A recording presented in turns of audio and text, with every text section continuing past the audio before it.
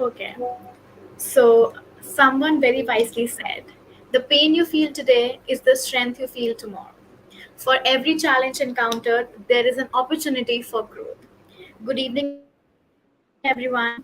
I welcome you all to today's session by Enos 23 for the Future's Call Tech Skill Stands Tall.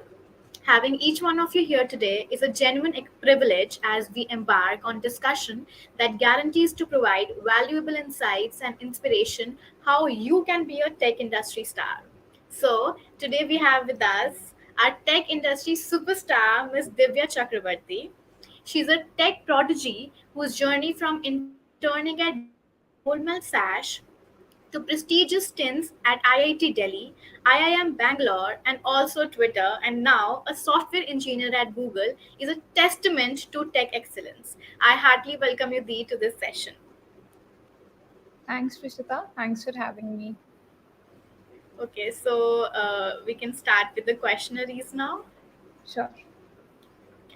So please take us through the process of your internship preparation for Goldman Sachs, the various rounds, your preparation for it, and the interviews. Sure. So, my internship at Goldman Sachs was just after my third year. So, kicking off with the preparation strategies, um, I started coding since I entered my second year, that is the third semester.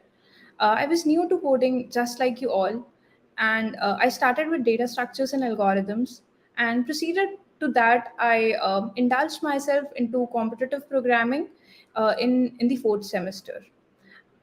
Realizing that I don't have multiple projects or much experience with different tech stacks, I decided to go for a research internships, and I realized there were different opportunities available at IITs. So I tried applying to various institutions, including ISERs and ISCs uh, and IITs. So I remember there are different programs within IITs that offer research internships. For example, Spark at IIT Roorkee and different colleges. So I applied to numerous programs, but unfortunately, I didn't get a shortlist from even one of them. Then, after months of application, I got one shortlist from a professor at IIT Delhi.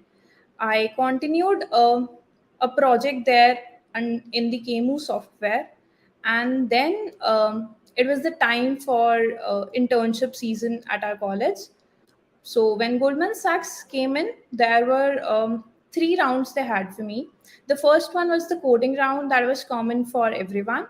Then the internship rounds were different for each of the candidate according to the skills and whatever the decisions they tried to go through. So for me, the first round was based on the data structure questions and then questions about my resume and my stint at IIT Delhi. So we discussed about the KMU software and the work I did there. And the second round for me was again similar to the first one, but then different from the first one in the sense that I didn't have a data structure question in there, but an OOPS related question, capturing polymorphism, encapsulation, and all. And then we discussed about my projects and the internship experience that I had. Yeah, so finally, then I got the shortlist from Goldman Sachs.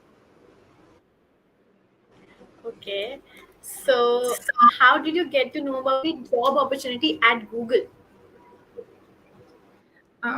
So very few people know about this, but this like I applied three times at Google, but I didn't get a shortlist there. The fourth time, that is the final time I got the offer, was when a recruiter at Google contacted me on LinkedIn, and then I had my interview rounds there. So, this means we don't have to give up, we have to just keep trying. Exactly, yeah, that's true.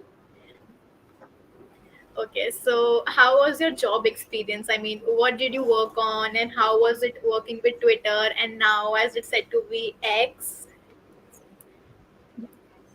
So, starting off with my work experience at Google has been really nice. So, recently I have been working on this product that is like an API proxy. So I'm working in Google Cloud in the foundational services, and this API proxy we are using within the cloud services only. And this proxy is based on Envoy, which is an open source software. So there are opportunities to contribute in Envoy as well. So there are open source contributions, and then there are contributions within Google that are encountered. Overall, I like the product very much. The way it is designed, the big system architectures that we have, catering to the least details, even on the what database to use and what are other things to focus on. And talking about my work experience at Twitter, so mostly I have been working on the Hadoop that is used to store and analyze big data.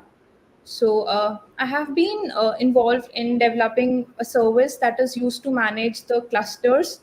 So Twitter has been using Hadoop to manage its on-premise data, and there are different clusters in there. So I developed a service to manage different nodes within the cluster and to get the information about the same and developing a UI for it.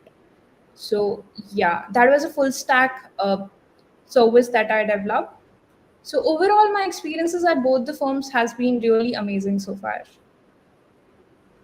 Okay. So, what are some tips you'd like to give to our viewers on building an impressive resume? So personally, that's a different answer you would expect from folks. So I would say that please don't focus on building resume. Do focus on building skills, and resume building would be an out product for it. So I have seen many people doing very small projects, developing a small UI or front end website just to add a pointer within the resume. So even though that's good to have a project within the resume. But then I would focus to learn more skills about the same. Just having like a simple UI of one endpoint website would not enhance your skills as such. Having an end-to-end product that helps you showcase your skills within what type of database you are using, what type of backend technology you are using, and the front-end ones, and let's say what ML algorithms you learn. So all these things really matter when there are questions that are put up in the interviews. Overall, a good resume for a job would have a decent work experience, including the internship experiences and any of the other research internships that you might have. Then there would be different projects that you have might developed, and it can followed by the position of responsibilities that you have, let's say in Innov or in Tarangna or in different societies of a college. You can also add different hackathon that you have might participated in, or any coding contest that you have won or participated in. All these things can add a nice touch to your resume.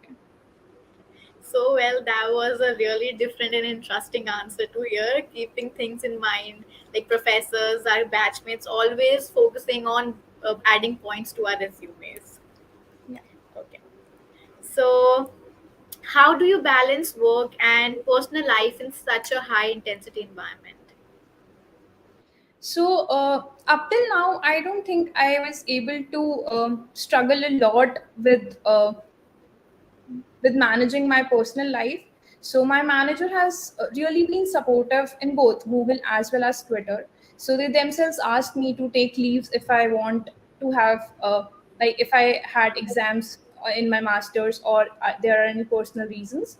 So I fortunately or unfortunately, I didn't have any experience struggling or trying to balance out my work life. Okay, so it's important to have a good manager. Yeah. Okay, so how should one prepare for Q&As and interviews? Okay, so for the interview preparation, so most of the companies that come on campus or let's say off campus do have a coding round in there. So I think the first thing and the most important thing would be practice data structures and algorithms. It may be on lead code, GFG, or if you are indulged in competitive programming, you can solve questions on code forces, code chef, etc. But do have very good practice of data structures, because if you are unable to pass on the coding round, it's very unlikely we would get an interview opportunity. So once we have the interview opportunity in hand, it's really important to have the experience beforehand about what are the questions that are being put up in the interview. So for that, I think mock interview helps a lot. So there are seniors within our college that conducts different mock interviews. So I think at my time there was this quick sort that conducts this mock interview. I'm still unsure, like if it do now also, but then they conduct interviews for the juniors free of cost. So you can try discovering such opportunities, but then I am sure there must be other societies within our college that do so currently. Okay, so a final question from our side. What are some of the futuristic technologies that excites you, and how do you see the future of tech? How can we as college students be well prepared for such future changes? So one futuristic technology that I think can is on rise is artificial intelligence. So most companies have in-house developers for AI and ML, and most companies, including Google, are investing in their AI technologies. Recently, we have examples of ChatGPT, Bard, and other AI tools in market. And then there are other technologies like quantum computing, which I'm sure would take ahead in the next, let's say, 10 years. I think we require a lot of in depth knowledge of quantum mechanics to understand quantum computing in detail.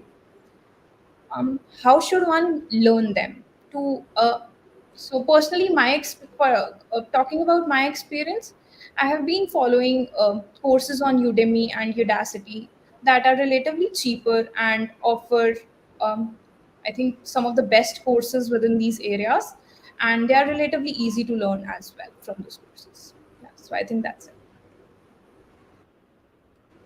Okay, so now let's open the floor for questions from the audience. Meanwhile, you can tell us about your journey for the college, things we should follow, which you did. I mean, you think we should follow. So, one thing I want to talk about is never fear of the failures. So, many people fail at different times, and there are different times at so each individual has a different time to succeed. So, realizing upon that, um do continue to work hard even though you're not getting the opportunity, or let's say your friends are going ahead. um, it's not like a short sprint that you want to get a good job just in your third year, just completing your third year, or at the start of your fourth year. It's a long term marathon. Maybe not now, maybe after 2 years, maybe after 4 years. Just continue struggling, continue to discover things that excite you and work upon that. Okay, so we can have the questions now. Do you think big brand names like Twitter, IITD helped in Google approaching you? If yes, should we focus on brand name? Not specifically for a company like Google, I would say big brand names help. Although they are a good pointers, but I don't think that's the sole criteria for helping me grab an interview opportunity at Google. So, as I mentioned, I have given Google interviews 3 times: one for the internship, and then two for the full time opportunities. But and they all were in college. So even though I didn't have much big brand names while I was in college, but then Google did approach me for the interview experience, interview opportunities. So I think, yeah, so company like Google, you don't need to worry much about the brand names. Okay. So, next question is, how important do you think is LinkedIn for recruitment opportunities? So I think it's real. LinkedIn is a very good platform. So as I mentioned, Google Recruiter reached out to me on LinkedIn itself. Yeah. So, yeah, and then I would say other companies like Twitter also reach out on LinkedIn as well. I have a few friends in which the manager themselves reached out that there is a hiring opportunity within the team, but solely focusing on LinkedIn and just giving out posts just for the sake of, let's say, likes is not something I would recommend. Focus on the skill set and just have a decent LinkedIn profile. That would be sufficient. Okay, so what do you think how good LinkedIn profile should look like? So there are different sections within the LinkedIn profile. If we could have good two or three, let's say bare minimum two good interview internship experience as a work experience would count as a plus there.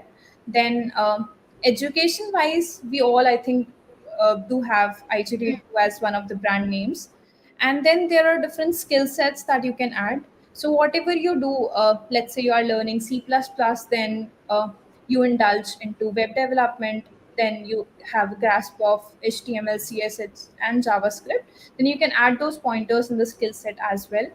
Maybe you can try getting a recommendation from some of your peers, not your friends, just like the people you are working with. And I think there are other sections to add projects and all. So overall, filling all those sections with whatever you do would turn out to be a good LinkedIn profile. Okay. So, our next question is CP compulsory for placement at good opportunities? No, CPA is not compulsory for placement at any of the good companies. There are companies like DirectEye and Zeta and other companies that prefer really good competitive programmers. But I think companies like Google or Twitter, Facebook do prefer that you write good code. You can think about different test cases, corner cases as well. So overall, if you have good programming, problem solving skills, and you can write a decent code with, let's say, good number of comments and self-explanatory code, that would be, I think, the a good criteria to measure by these companies. Okay, so we have a next question. What, according to you, is your best project yet? Do you think a good project makes you a shoe in for Google? So I would say the best project that I have is what I'm doing right now. And this is what I have felt for every succeeding project that I do. So, talking about the last year, I would think that the service I developed for Hadoop was like a good project that was a project that enjoyed. So, similarly, the API proxy thing that I'm working on is something I'm really enjoying. Um, I think the small projects that I did during my college were all in all, show my ability in different domains. For example, I had projects in web development, and then I had projects in machine learning domains. I had a project that I did as a final year BTech project, so that was something I really enjoyed. So, yeah, I think it's important that we really develop our skill sets according to the projects that we are doing. So, yeah. Just as an addition point, for the starter level jobs, Google doesn't consider or ask projects in detail. So, all the interviews that Google conducts is focused on just the data structures and algorithms and how well you can code. There are no discussion of projects for the entry level job at Google. Okay, so most important is data structures and algorithms. True. Okay. So our next question is, what all stuff we have to do in second year to build our resume strong? the first and most important thing would be to have a good problem solving ability. You can showcase this by participating in different competitions or contests that are held. For example, on Code Forces, there is like a contest going every 2 to 3 days at 8 p.m. IST. You can try participating in that. Also in Lead Code, there are, I think, weekly contests that are going on. So that's first thing. The second thing would be pick up one technology that interests you. Maybe it is web development, Android or ML, or any other technology, for example, blockchain, that is not much popular among college students. So you can pick those technologies and have at least like 1 or 2 projects in which you know everything about the project. So that would be sufficient to have a good resume just after your second year. In case you get an opportunity to have an internship at even, let's say, a startup or a small or mid-sized company, then that is like a cherry on the top. You get to experience like the industry world beforehand, and it would be a good pointer for the resume as well. Okay, so you have mentioned quite a few times about one or two projects, good projects. What exactly are good projects? When I say a good project, I don't mean that the complexity of the project is very high. Maybe it's a simple project. So, but the two main characteristics that can define a good project is first, that you should be very thorough about the project. You should know ins and outs about, let's say, why you are choosing this particular database, why you choose to go with, let's say, Node.js, what if you are using JavaScript for your front, then different you should have an outgo of every line of the code that you have written for the front end also. And the second characteristic would be how much impact the project is making. For example, if you develop, let's say, um, a system or a service that manages operations at a hostel mess, and it's been underused. So if people are using it, then that means that the project is itself a really nice and a you have a working prototype there. So I think the impact is the second thing. If you're developing a project that you know that doesn't have much impact, then the first you can rely on the first point, that you should have a good in and out of the project. Okay, so these things we'll just keep in mind for our future projects. So, Okay, our next question is which language you did DSA in and what was your natural language? So I started DSA in Java, but then I realized that while solving competitive programming questions, I was lacking like the time feature there. So Java usually takes a lot more time than C++.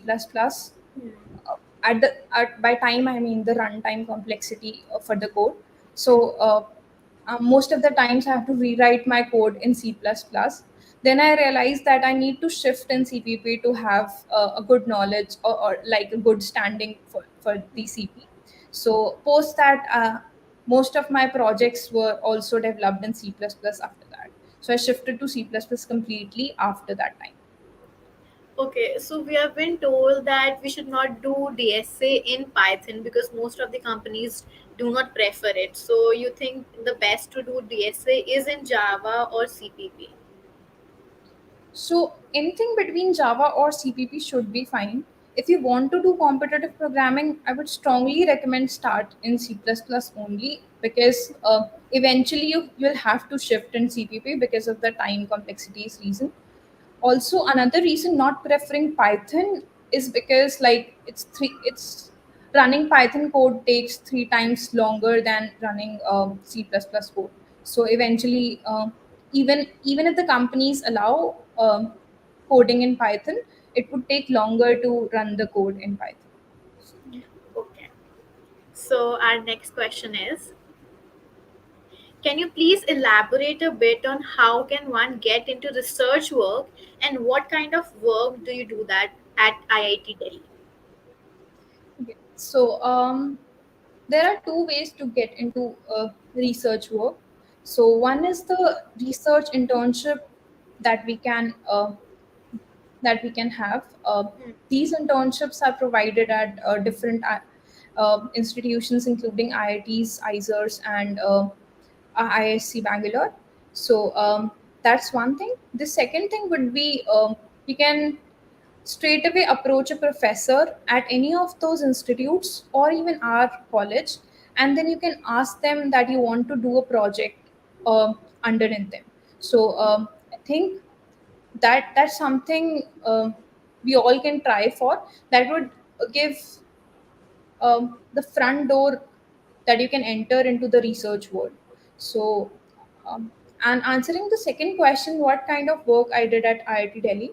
So, my work was primarily based on KEMU. That's a hardware emulator. So, I developed a small patch code for KEMU that transfers a given code into an assembly language code. So basically, if we have a given C++ program, let's say single-threaded or a multi-threaded program, and we want to get the assembly language code for it, then I wrote the patch code for that. Okay. So about the internships like at IIT Delhi or outside big companies, you think we should approach them outside the college or in college internships are better? So I think both have their pros and cons. Since the professor you'll approach at our own college, will be at some point of the other they'll turn professor for some courses in the Hmm. classes. So let's say if the internship experience gets messed up within the college, so it might impact the grades, and that's something we don't want, or that's something we can't deny. So I would prefer applying for internship experiences outside the college. Okay. So our next question is, consistency is in its own self is a very important task. How do we maintain it? So honestly, there have been days that I didn't feel like working. I just laid in my bed and did nothing. At the end of the day, I did felt bad about it, but then I think next few days turn out to be amazing after that. So it's okay if you're not consistent on some days, but I think overall consistency is something we should aim for. Um, if something excites you, then I think consistency is bound to happen. You'll be consistent in your projects or in your work if you enjoy it. So I think that's important. Okay, so our next question is, can you please elaborate on your stint at IIM Bangalore? Sure. So I would start with why I tried doing an internship at IIM Bangalore, since it's a management institute and not exactly a technical institute. Yeah. So at some point of my college journey, I was confused about what to do further. So I was considering MBA as part of my future master's course that I can pursue.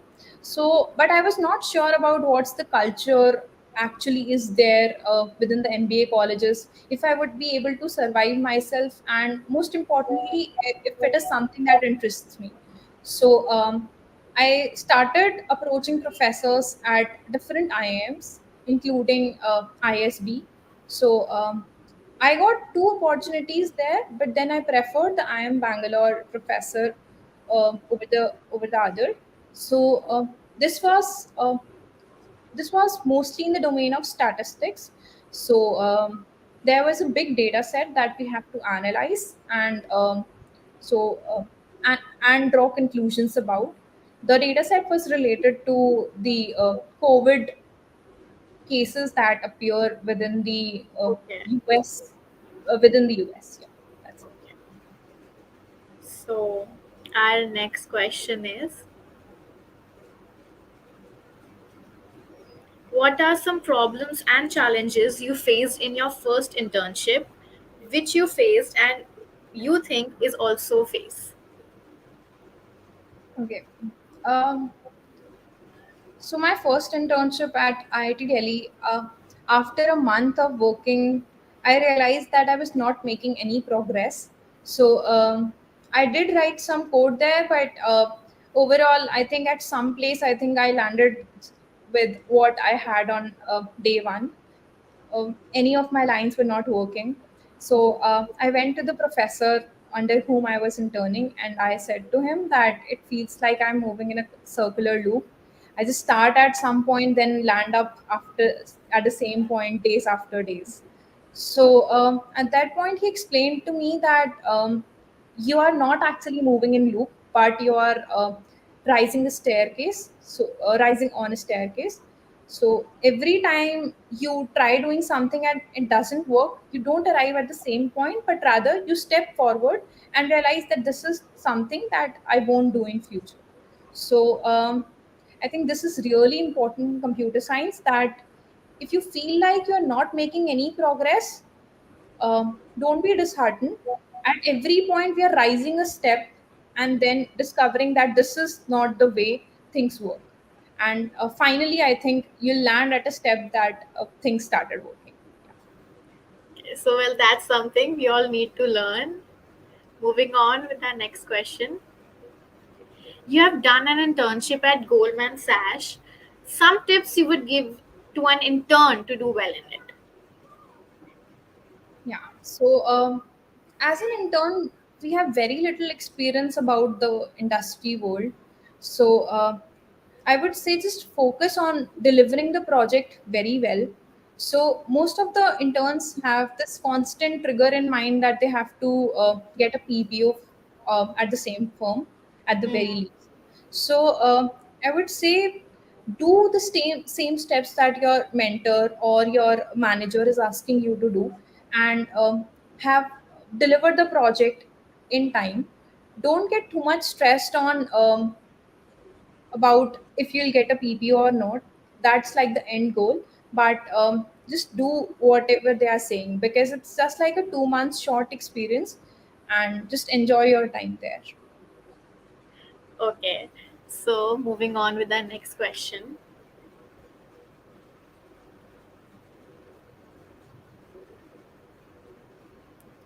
What all societies were you a part of? Yes. So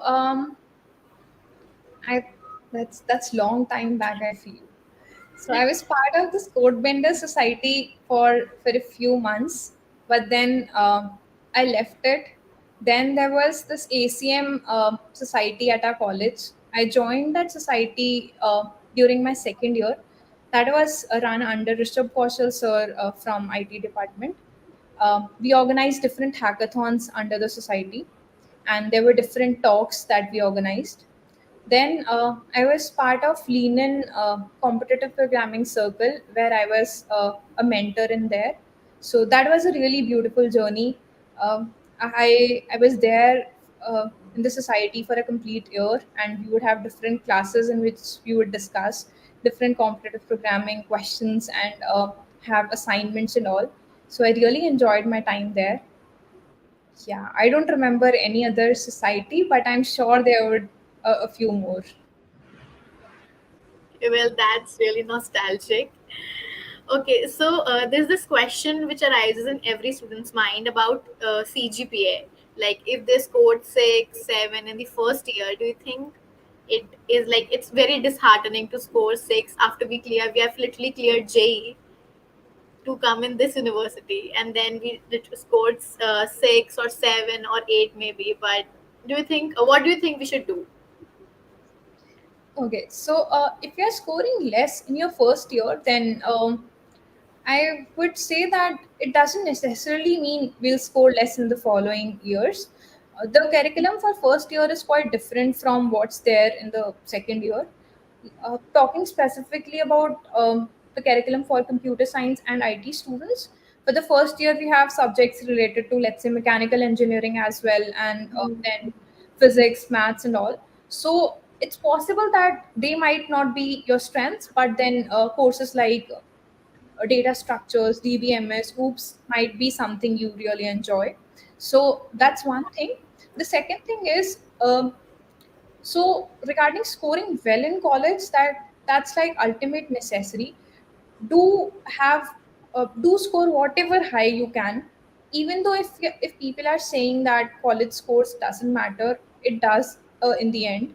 So there are infinite examples where college scores can land you.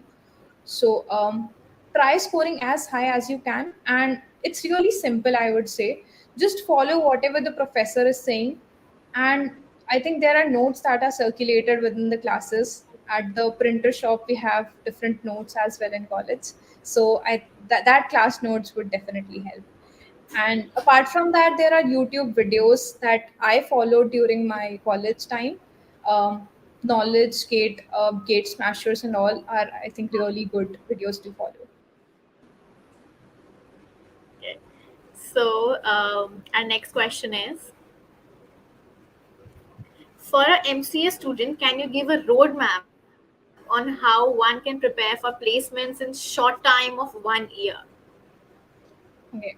Um, I don't have much experience with like the MCA degree in general, but I would assuming that we the MCA students also sit in the same placement as BTech student does. So I think focusing on data structures is one thing that's like ultimate necessary.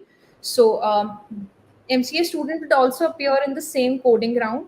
So we need to clear that, and for that we need a good grasp on the problem solving ability.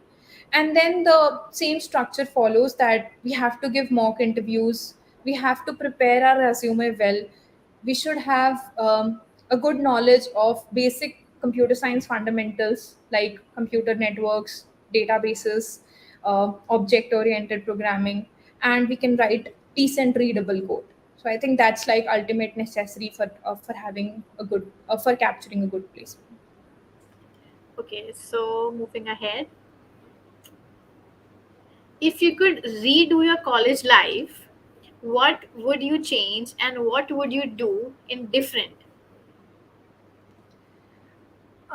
So every decision I made in my college life was based on certain past experiences and certain decision criterias and risks that were involved in the decision.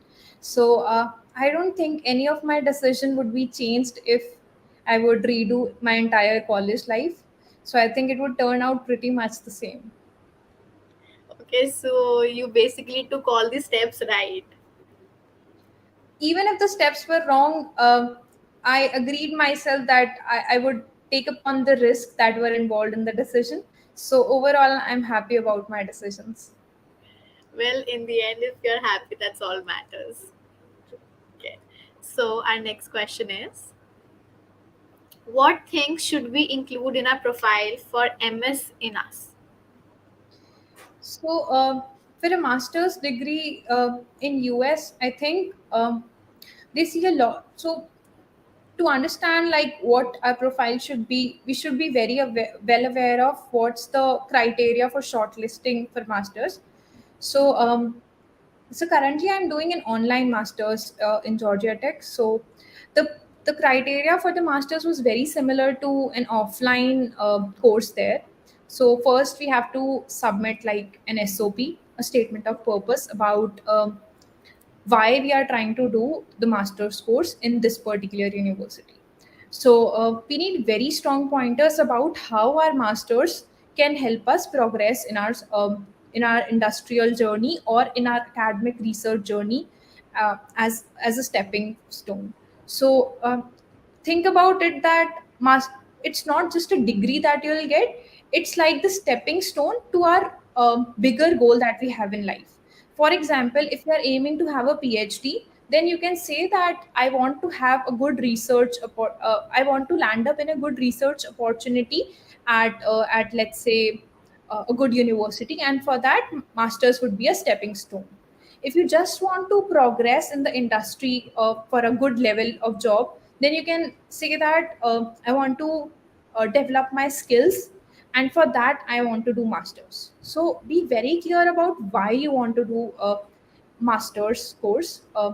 That is quite different from what we have in India, where we have to give like the gate exam and then there are interviews for the same. Then, apart from SOP, we would require letter of recommendations. So usually universities prefer three letter of recommendations, and it's good if we have it from the research internships professors that we have. So ideally, two research internship opportunities could lead us to a good LORs from professors, and then one would be LORs from the industry specialists that we are working with. It can be a mentor from the internship that you land up in your third year or any other. Apart from that, there are exams, two exams that we have to give. One is like the TOEFL or IELTS that we can give for the English proficiency, and then the other one is the GRE. So I think few of the colleges have waived off GRE for the COVID, like the COVID years, but then they have resumed the GRE again. So these four are the major pointers that can lead us for having a good college for a master's. Okay, so this studying abroad or doing internships abroad is really fascinating nowadays. Everyone is thinking of doing this. So, what do you think we should do? Like, we should do internships in India only at different firms, or we should prefer doing it abroad? I think it lot depends on the person. It's basically a personal choice. If so, as of now, as of the current date, I think there are good opportunities in India as well. There are good engineers that we have in India that are working on interesting projects, and similarly, there are technologies that are being developed within the uh, like within the people that are working in the US. So if you want to experience a different lifestyle, if you want to experience living in a different country, then I would definitely say go for internships or jobs in the US or any other country. But then I think the opportunities are quite similar. So from that perspective, I think it's just the same. Okay, so sometimes managing academics, DSA development becomes really hassle. How to manage these along with college? So, I think give yourself a little space. Think about what you're really interested in, and if it feels like a burden at any time, you can drop few of the things. You can prioritize different things. For example, if let's say you have an exam just after a week, so solving DSA at that point would be like a little tedious thing to do. At that point, you can prepare for your exam, but then once the exams are over, you can again start your problem solving. You can again work on your problem solving skills. So time management is something we can learn, and college is the best time to learn. So. Okay. So, what is something you generally stressed about? I mean, students stress about during a bachelor's, which you realized didn't matter as much as you thought. So I remember stressing over gathering or like having a good internship in my second year. I still don't know why I was so stressed about it, but I think overall it went well. But I didn't have any experience or any good projects on my resume at that point of time. So I really, really wanted to have like a good name on my resume. That's why I was applying to different colleges. I think I applied to almost like 50 colleges. I reached out to multiple professors for the opportunity, but it happened for really like 3 or 4 months. So overall I think it ended well. So yeah. Okay. So, there's this thing of people saying that your internship should be always paid. What do you think about this? So I think one good thing that our college has is our college has like really good placement and internship scene there. So most of the companies that come in our college offer paid internships. But if you are preferring for an unpaid internship, I think if you're learning something, if you're developing your skill set, then it doesn't matter unless and until you have certain financial boundaries that you need to cross on. If you are having like a good learning experience, then I think an unpaid internship would also be nice. Okay. So moving ahead with the next question.